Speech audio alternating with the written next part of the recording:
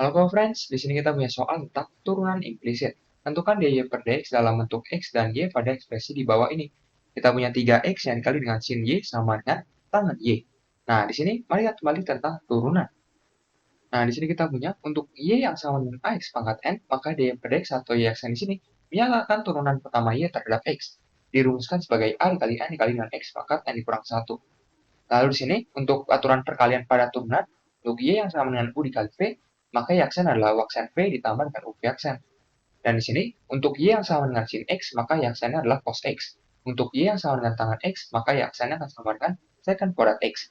Nah, dalam kasus ini, perhatikan bahwa karena kita gunakan turunan implisit, berarti tidak langsung kita gunakan dy per dx. Jadi di sini kita akan turunkan untuk masing-masingnya. Perhatikan di sini kita punya 3x yang dikali dengan sin y. Berarti ini bentuk perkalian. Nah, untuk kita turunkan, berarti kita punya di sini menjadi, nah, kita gunakan aturan perkalian, berarti turunan dari 3x terlebih dahulu seperti ini, barulah kita kalikan dengan sin dari y, berarti, nah, kita tambahkan dengan, nah, kali ini yang kita turunkan adalah sin y-nya, berarti kita kalikan dengan d dari sin y. Nah, perhatikan bahwa ini akan sama dengan, nah, untuk tangan y kita turunkan, berarti di sini turunan dari tangan adalah secant kuadrat. Jadi kita punya secant kuadrat y, dan karena kita turunkan tadi terhadap y, berarti di sini kita punya dikalikan dengan dy. Nah, sekarang perhatikan bahwa untuk turunan dari 3x, tentu saja 3 ini dapat kita keluarkan karena di sini hanyalah sebagai pengali atau koefisien. Berarti kita punya sebenarnya adalah 3 dx. Dan di sini dikalikan dengan sin y. Nah, di sini ditambah dengan 3x yang dikalikan dengan, nah, turunan dari sin y, berarti kita punya adalah cosinus y. Dan karena di sini diturunkan terhadap y, berarti kita punya di sini dy. Nah, ini akan sama dengan berarti secant kuadrat y dy. Nah, di sini kita dapat urutkan untuk 3 sin y dx, lalu di sini ditambahkan dengan 3x yang dikalikan dengan cos y dy. Nah, ini akan sama dengan secant kuadrat y dy. Nah, di sini kita kumpulkan terlebih dahulu yang mengandung dy ke satu ruas, dan untuk yang dx ke satu ruas lainnya.